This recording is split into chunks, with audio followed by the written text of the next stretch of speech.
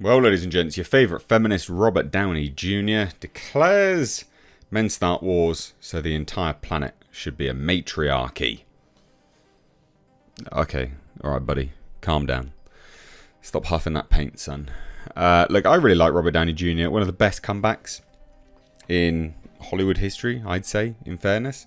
I'm sure there's probably others out there, but this is a delusional take for many, many reasons.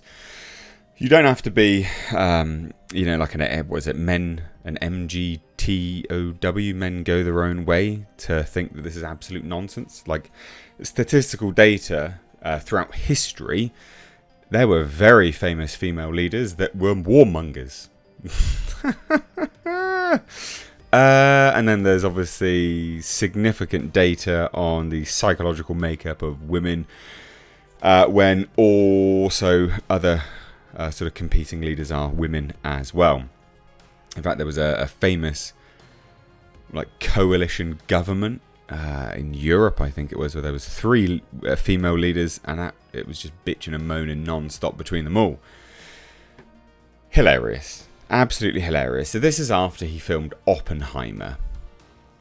Yeah. So Robert Downey Jr., who played Lewis Strauss in Christopher Nolan's upcoming Oppenheimer film, recently declared that he believes the entire planet should be a matriarchy after filming Oppenheimer.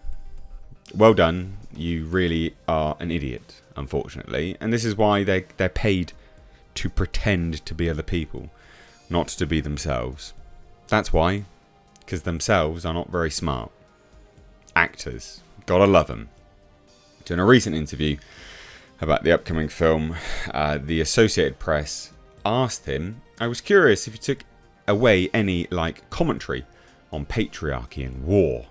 Bit loaded, but Robert Downey Jr. is, he's a renowned feminist, and he would reply, men start wars and the entire planet should be a matriarchy, but I've never changed position on that.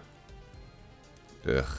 Well, this is just a triple confirmation after filming the film. One, so you filmed Oppenheimer and that was your only interaction with that part of history? So that's the triple confirmation? You got a history lesson from filming Oppenheimer is basically what you're saying, Robert. That's not a shining endorsement on your cognitive ability and learned history. You dunce. Right?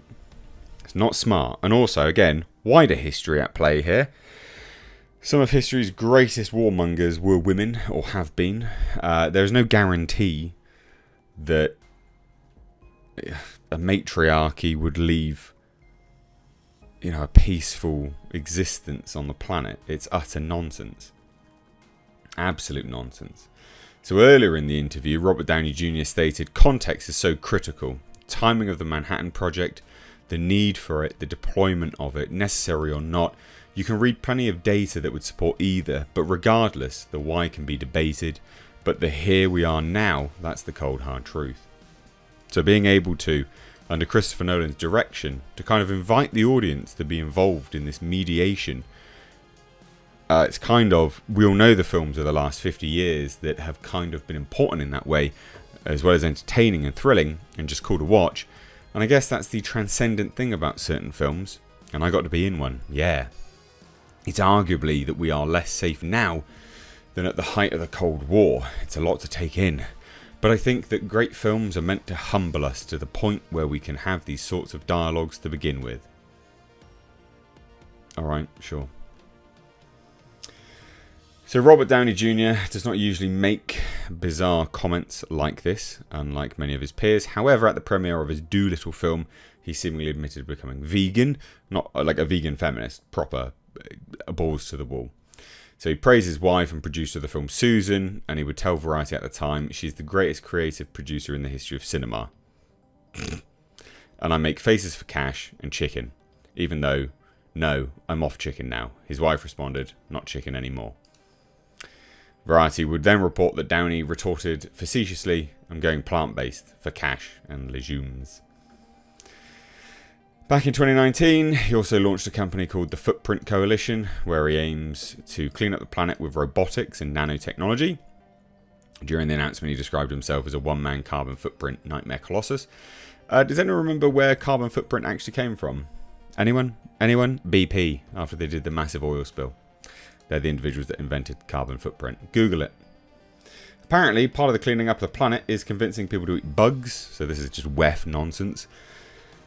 Eating bugs in vast quantities that would be required to hit your daily protein needs, you know, to maintain any amount of musculature of an athletic proportion, would actually give you a toxicity level because there's certain stuff in bugs that we can't eat that many of. And yeah, not good for you. Idiots. Anyway, so the Footprint Coalition invested in a French farming setup, Yinsect, back in 2020. The company aims to revolutionise the food chain, which literally starts from the basics, insects and soil. Well, you can all fuck off. I want a good steak, thanks very much. The company's founder, Antoine Hubert, said Yinsect isn't just about insect farming. With climate change and increasing populations worldwide, we need to produce more food with less available land and fewer resources. So that we're not clearing forests and emptying our oceans, we believe Yinsect can play a pivotal role in this global solution. Has anyone looked into the fact that you can't consume that many insects? For goodness sake. It's pretty basic dietary requirements. Hubert also said that Downey's investment would help the company convince people to eat bugs. It could help us increase our visibility. Fucking what a sentence. It could help us increase our visibility, especially among younger people. Downey Jr. is so famous for his movies, and at the same time has a lot of humanity, using the money he has made from his films to clean up the planet. Anyway, the planet being a matriarchy is nonsense. There's no guarantee that that would lead to peace. The fact that this man got his history lesson from working on a film is alarming, to say the least. Yeah, not good. Not good. He's an idiot, and that's why he's paid to make stupid faces. So, yeah, no, not good. Not good at all. But let me know what you think down below. Again, I like Robert Downey Jr. as an actor. Had a really good comeback success story. But maybe all those drugs have gone to his head. Alright? I've said it. Alright? Maybe all those drugs have gone to his head. And he's just a bit fucked up now.